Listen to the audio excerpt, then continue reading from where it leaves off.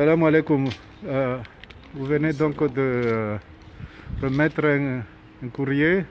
à l'ambassade des Comores. Vous pouvez vous exprimer sur l'objet de ce courrier, s'il vous plaît. Oui, vous savez, ce courrier est la suite logique des travaux de Genève, la table ronde qui a eu lieu à Genève sous le patronage du club suisse de la presse. Bon, il y a des conclusions et des recommandations qui ont été établies à la suite de cette table ronde. Nous avons entamé une série de démarches auprès des diplomates, que ce soit ceux qui sont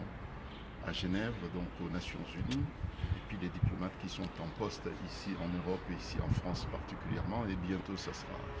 en Afrique et particulièrement en Afrique de l'Est. Et il nous a semblé normal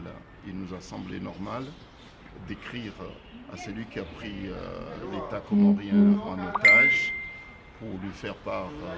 de notre préoccupation et puis de nos exigences également. Il s'agit d'une lettre qui est destinée au colonel Azali Assoumani. Nous l'avons remis ce matin au diplomate en fonction, en poste ici à Paris, pour lui remettre, pour lui faire parvenir ce courrier. Et nous aurons le loisir de taler le contenu de ce courrier lors d'un point de presse que nous pensons tenir cet après-midi. Voilà. Nous donnerons à la fois le contenu et puis le pourquoi de cette démarche. Mais comme je le disais tout à l'heure, il s'agit d'une démarche, somme logique, des travaux qui ont été engagés, entamés aux Nations Unies et puis à Genève dans le cadre de la table ronde que nous avons organisée le 6 juillet dernier. Nous donnerons plus de détails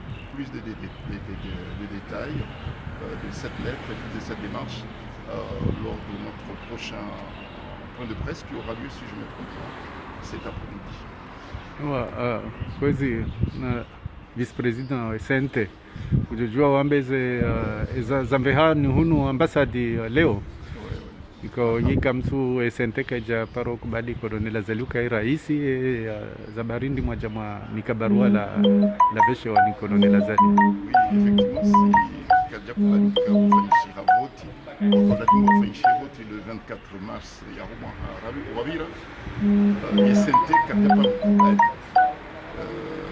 tindasa siche shaua Komoro owinji wa hao kwaja kubalika wafanyishira voti na ungwa la anyu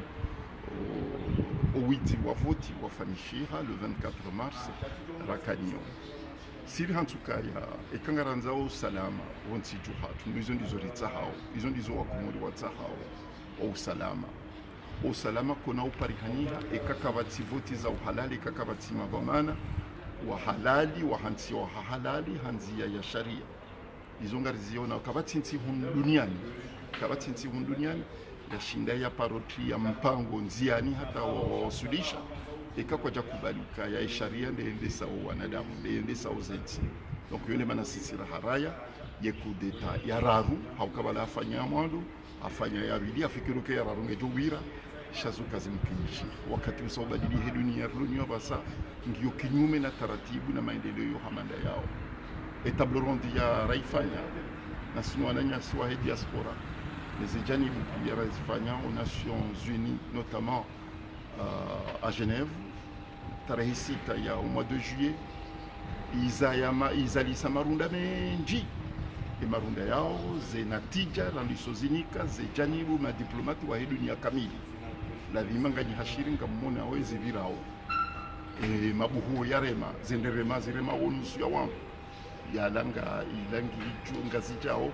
asipamudezi hazizafanywa lona mwaha na mizi miraho me khususwani bezala wa mwezentuza birazi donc rose natija izinika ngarizinika ho ma diplomati walo hamwaye dunia kabili randiso zinike ma parlementaire wa Faransa ngarjo zinike ma parlementaire tekeleza urajwa hao harma point de presse ndio ifanya ngarumu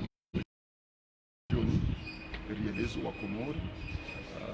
zenatika enfin zenuk zilio harmoye barua rakawitekeleza huo puisque yo barua yakawishwa mndu yarengensi hatu en otage il est tout à fait normal yakawa kumori wajue ezilo harmoye barua marhaba Yo marhaba